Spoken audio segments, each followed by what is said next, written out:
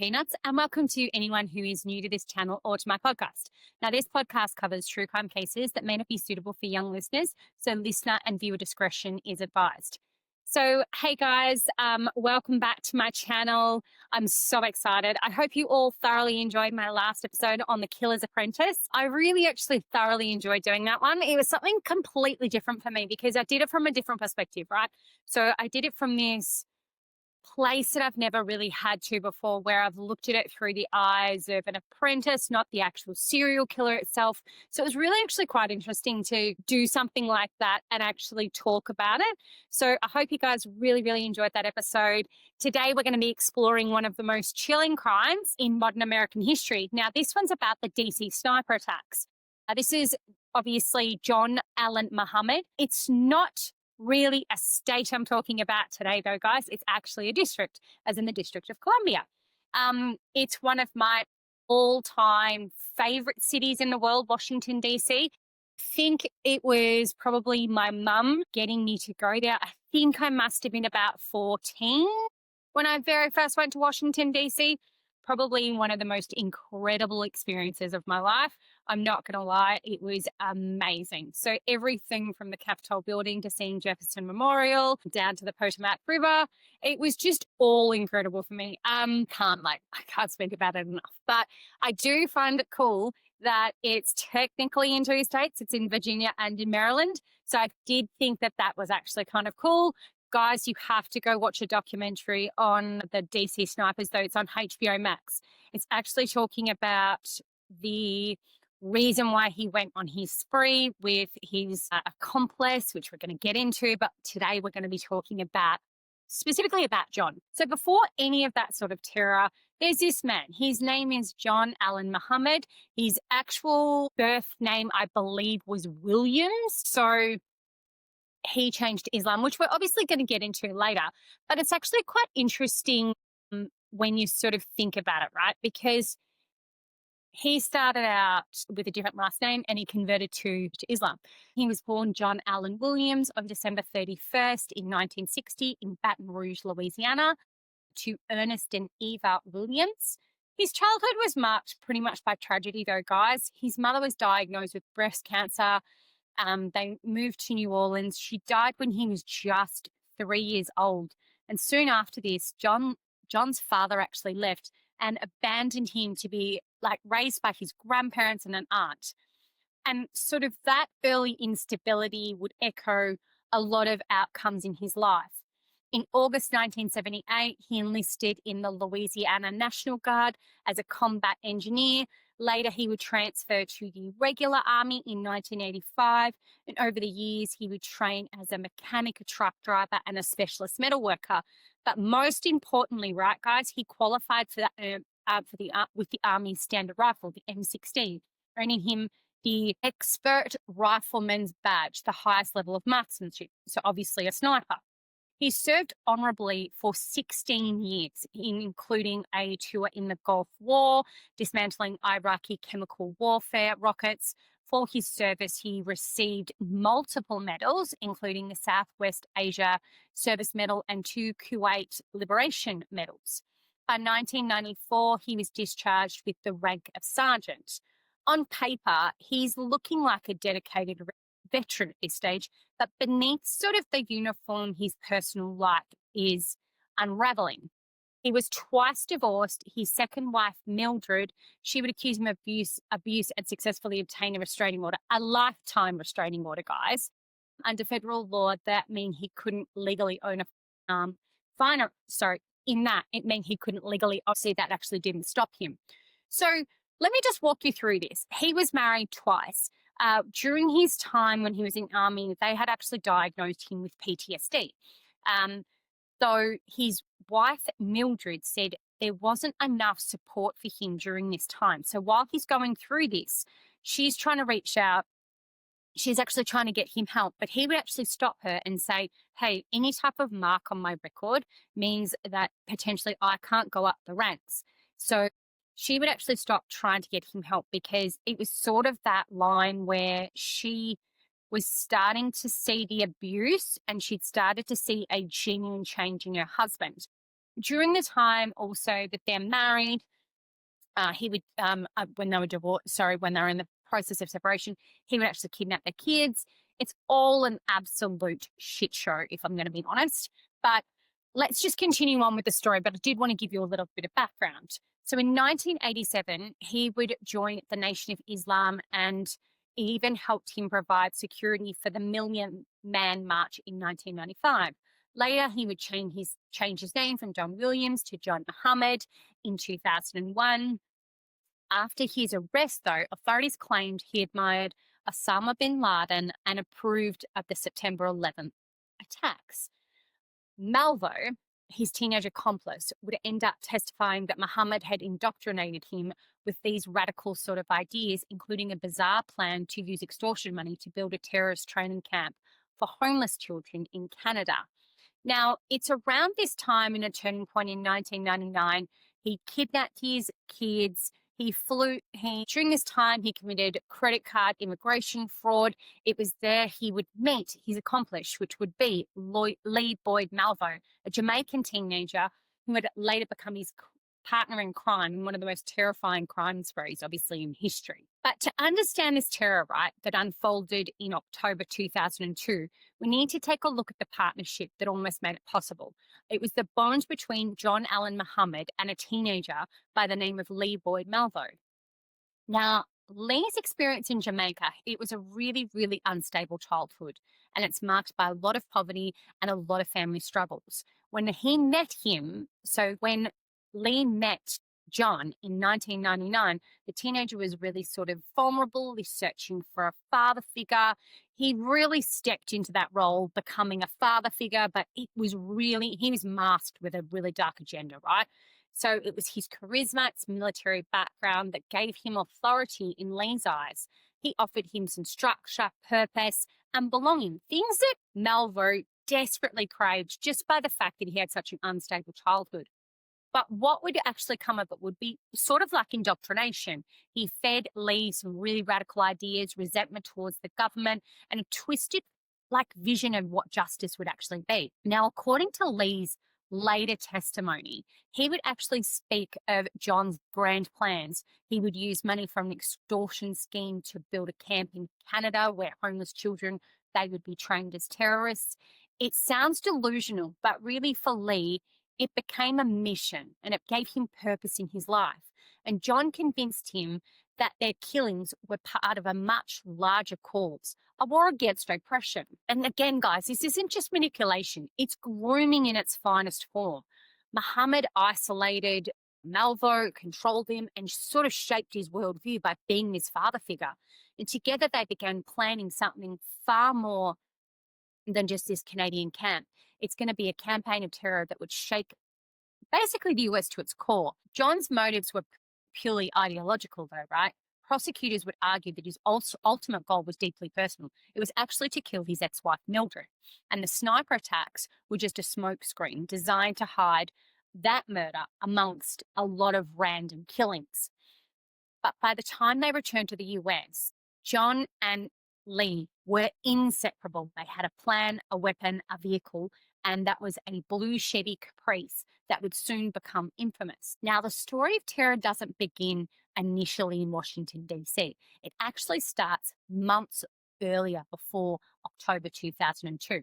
Now, I might add, guys, this is maybe just over a year since September 11th. So everyone's still really raw in the United States. So I might add that they're already on high alert and all those kind of situations. So it's really shocking that this would be a domestic terrorist situation and not an international. But as I've said to you before, he idolized Osama bin Laden. He was really big on the world owes me something. And I think a lot of this stems from, guys, his childhood, his experiences in the army, his lack of stability, a bit like Lee. So I think, but to be fair, guys, snipers, they're methodical. They're down to that wire. So they've got that trigger that you can either be good or you can be bad. It's definitely it's a fine line between that one. Now, it started months earlier with a series of what you would call seemingly unrelated shootings across the country. Now, this first one, it's a little bit more personal, right? So it's 21-year-old Kenya Nicole Cook. She's shot and killed outside the front of her aunt's home in Tacoma, Washington. Now, the shooter would be Lee Malvo. Cook's aunt had encouraged his ex-wife Mildred to get this divorce, and that just enraged him. So this was really personal to him. So he wanted to make sure he shot her. Then we've got on March 19th, Jerry Taylor. He's only a 60-year-old man, and he's killed by a single gunshot to the chest while practicing chip shots at a golf course in Tucson, Arizona. Now, Muhammad's sister would live nearby, and he was visiting her at the time. The violence continues, though, guys. So on August the 1st in Hammond, Louisiana, 51-year-old John Gita was changing a tire that Lee had slashed. Now, Lee would shoot him in the neck. Now, this really surprised John as he survived this by pretending to be dead, and he would end up staggering off to a service station for help. So it was that quick thinking to make sure he thought to say, nah, I'm dead, that kept him alive. By September, the attacks were really escalating. On the 5th of September, Paul LaRaffa, a pizzeria owner in Clinton, Maryland, was shot 6 times while locking up his restaurant. He survived, and later his laptop was actually found in John Muhammad's car after the arrest. Now, 9 days later, on September 14th, Rupinder Benny Oberu was shot outside a liquor store in Silver Spring, Maryland. He lived. The next night, Muhammad Rashid was shot while closing another liquor store in Brandywine. Now, he also survived and later identified Lee Malvo as his shooter. But survival is not always the outcome with these victims, guys. So on September 21, 41-year-old Million Walder Miriam was fatally shot in Atlanta while helping close a package store. Less than a day later, Claudine Parker, in Montgomery, Alabama, was killed during a robbery. Her co-worker, Kelly Adams, was critically wounded. Now, evidence from that scene would actually later tie John Muhammad and Lee Malvo to the Beltway attacks, but it wasn't this connection. It's not going to be for weeks later, guys. It's not going to be till October. Now, on September 23rd, violence reached Baton Rouge in Louisiana. 40-year-old Hung Ballinger was shot in the head and killed with a Bushmaster rifle, the same weapon that was going to be used during all of those shootings in the DC area. These shootings are just a prelude, though, guys. They showed a pattern of mobility, planning, and cold-blooded execution. And then comes the absolute terror of October in 2002. Now, we've got on October 2002, the first victim was shot in the DC area, and this is James Martin. He's 55 years old. He's shot in a grocery store parking lot in Wheaton, Maryland. Less than an hour later, James Buchanan, 39, was killed while he's mowing grass at a car dealership. That same morning, Sarah Ramos, who's only 34 years old, she's shot while sitting on a bench reading a book. Then we've got Lori Ann Lewis Riviera. She's 25. She's killed while vacuuming her car at a gas station. And by the evening, we've got Pascal Charlotte, 72, was shot walking down the street. 5 victims in one day. That is a massive escalation from where they were, guys. So obviously, something has triggered both of them. Now, it's during the trial that there are some things that are discussed about their trigger points and all that kind of stuff. But the biggest one was that John Allen Muhammad, he really wanted to kill his wife, Mildred.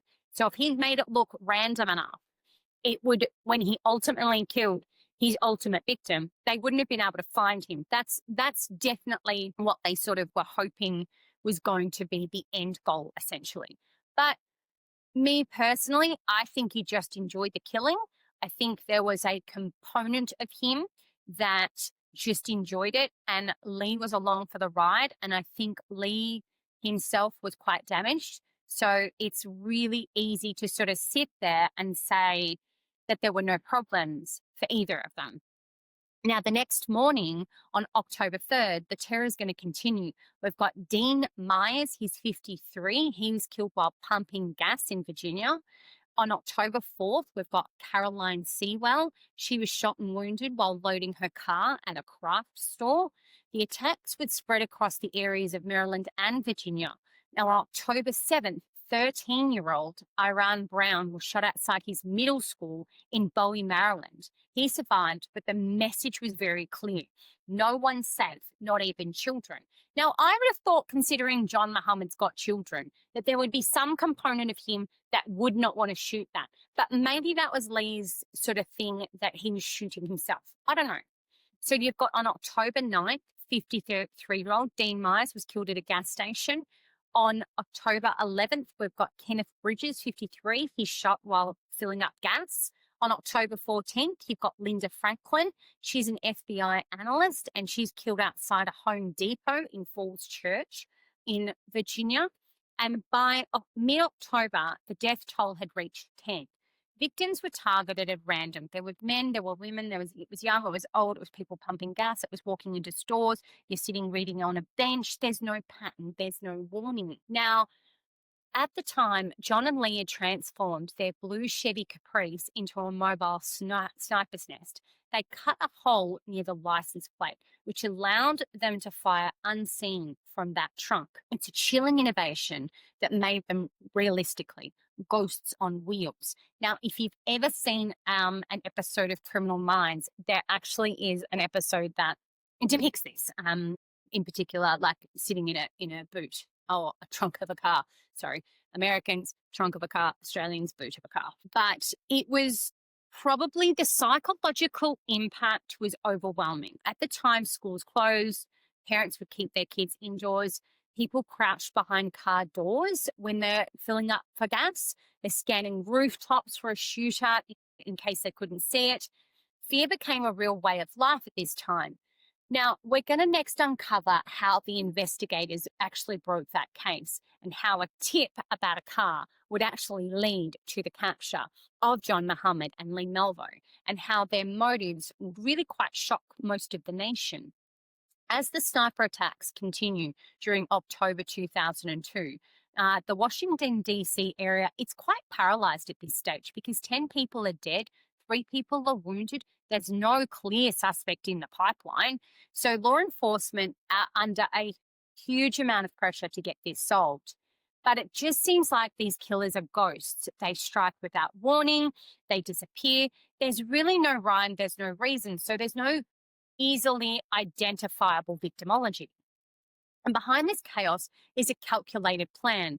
Notes were left at a crime scene to begin to reveal the killer's mindset. One of those notes in particular read, "Policeman, I am God." Another demanded $10 million to stop the killings. These weren't just murders. This is psychological warfare on the police.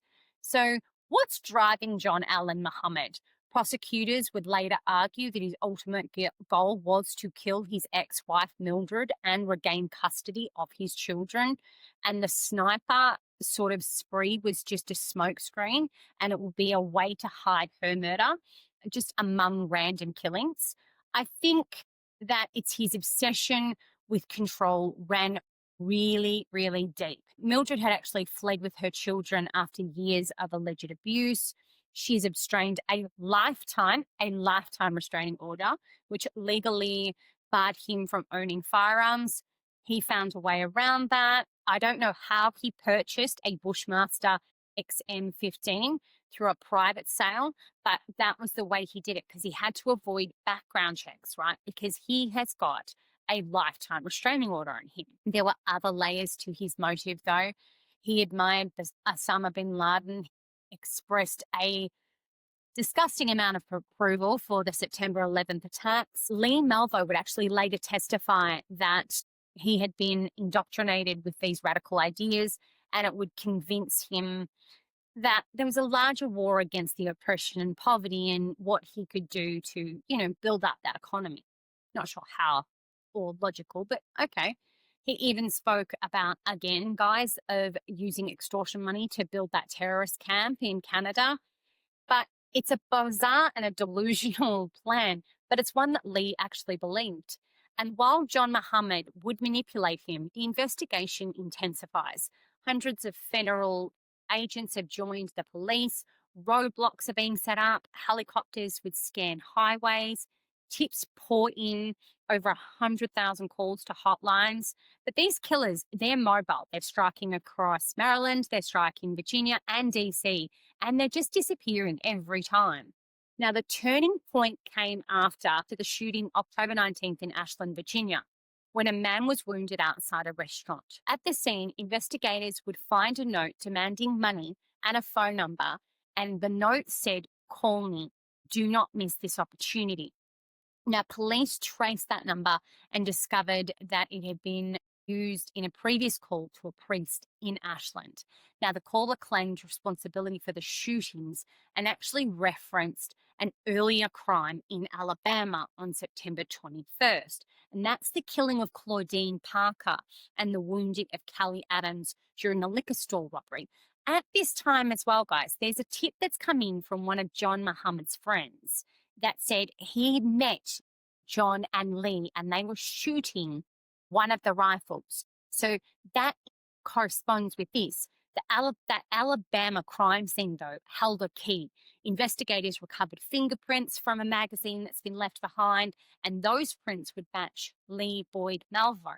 And suddenly that sniper case has got two names, John Muhammad and Lee Malvo. And on October 22nd, the killers struck again. Now, this time they would shoot Conrad Johnson, a 35-year-old bus driver, as he stood on the steps of his bus in Aspen Hill, Maryland. It would be their last murder, thankfully. By now, the FBI, the ATF, and the local police, they're working around the clock at this time. They issued an alert for a blue 1990 Chevrolet Caprice, which was linked to John Muhammad. Car's now been registered in New Jersey and was believed to be their mobile base. In the early hours of October 2002, police surrounded a rest stop area near Myersville, Maryland, and inside that Chevy Caprice, Muhammad and Malvo were actually asleep. So the car was their weapon, a rolling sniper's nest with a hole drilled in that, near that little license plate, which would allow them to fire unseen from the trunk of a car. When the officers approached, they found the rifle, the ammunition, and evidence that, it would tie the pair to multiple shootings, obviously. The arrest would end 3 weeks of terror. It's only 3 weeks of terror, but it's enough to leave a lasting impact on the areas. So Muhammad was charged with multiple counts of murder and later sentenced to death. Now, he was executed in 2009, whereas Lee Malvo was just 17 at the time of the attacks. He received life without parole. The case has left a really lasting mark, though, on law enforcement tactics, public consciousness. It showed how two individuals armed with just a rifle and a plan could paralyze a whole entire nation and region, and how fear can spread faster than bullets. Now, the arrest of John Allen Muhammad and Lee Boyd Malvo ended the terror, but the legal battle that followed was just as intense. Now, prosecutors faced a complex case.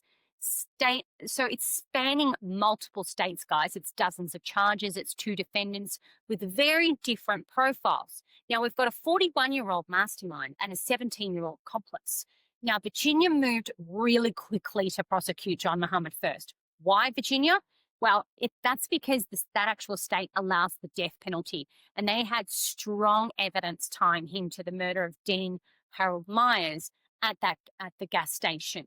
Now, prosecutors argued that Muhammad was the architect of these attacks, and he was manipulative. He is a cold-blooded killer, and he would use Lee Boyd Malvo as his weapon. In essence, they are saying that whilst Lee shot multiple people, it was actually John Muhammad that was the mastermind behind this all.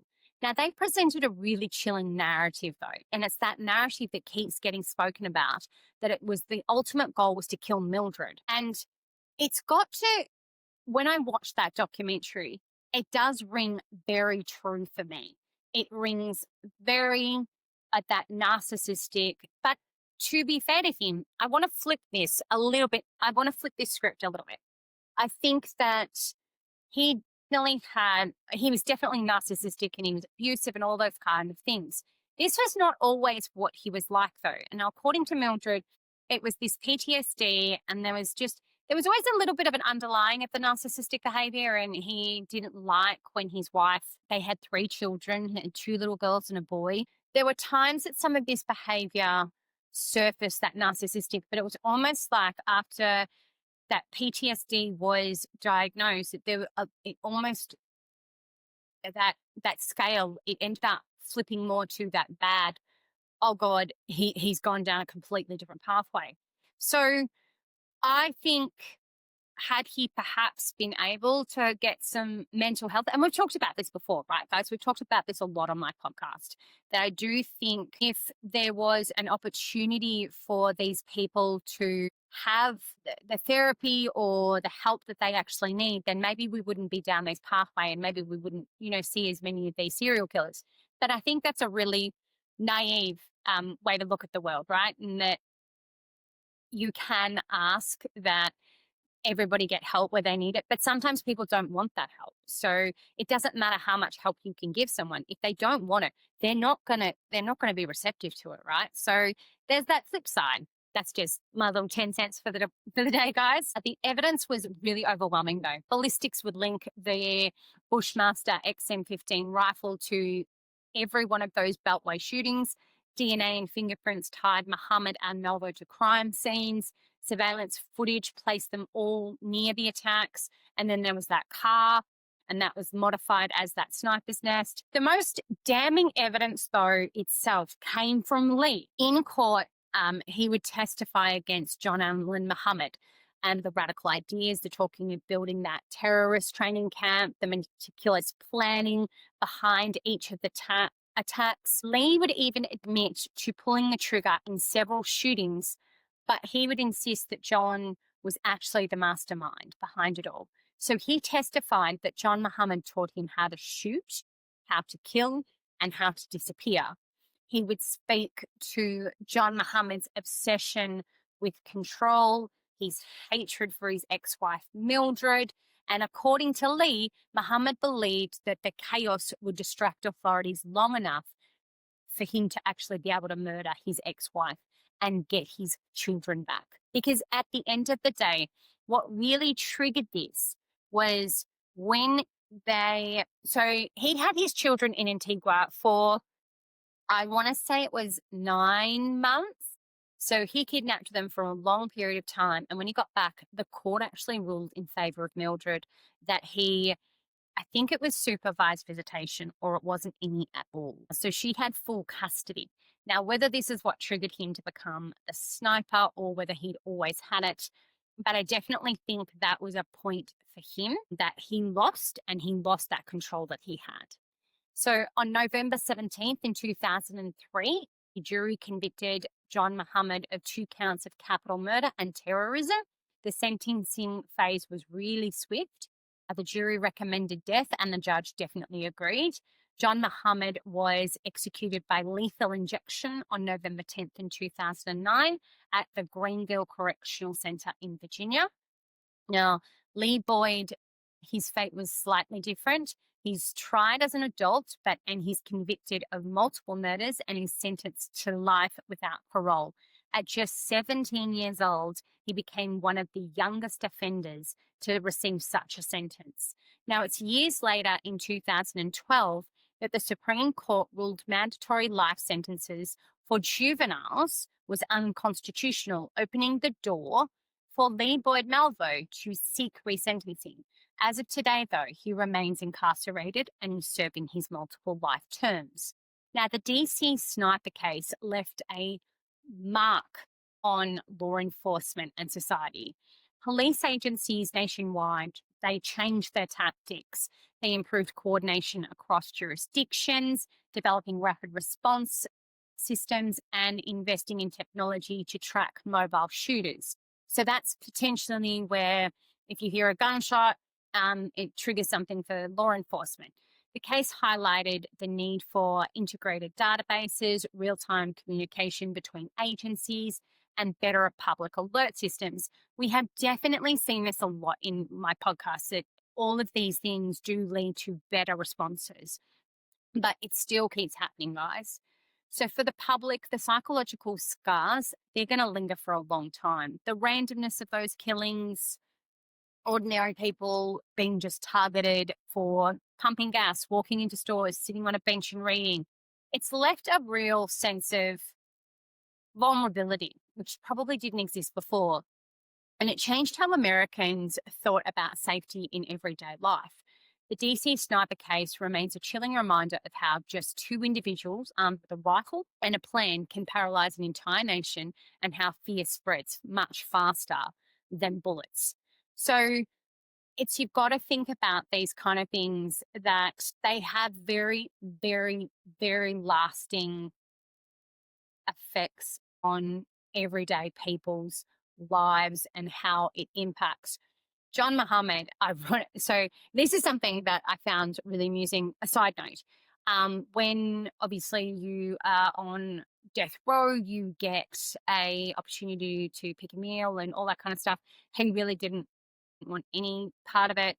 Also, you actually get to choose which way you die in this particular state. So it was either electrocution or lethal injection. He didn't pick, so they picked for him. And it was just really interesting that he seemed to not really want to die. Now, thank you so much for joining me on this episode of Crimes from the Peanut Gallery. If you found this story as chilling as I did, please subscribe, hit that like button, leave me a comment. Stay tuned for my next episode, where I'm going to dive into another dark and twisted tale of serial killers. Until then, stay safe and be vigilant, and have a great weekend, my fellow peanuts. See you later, guys.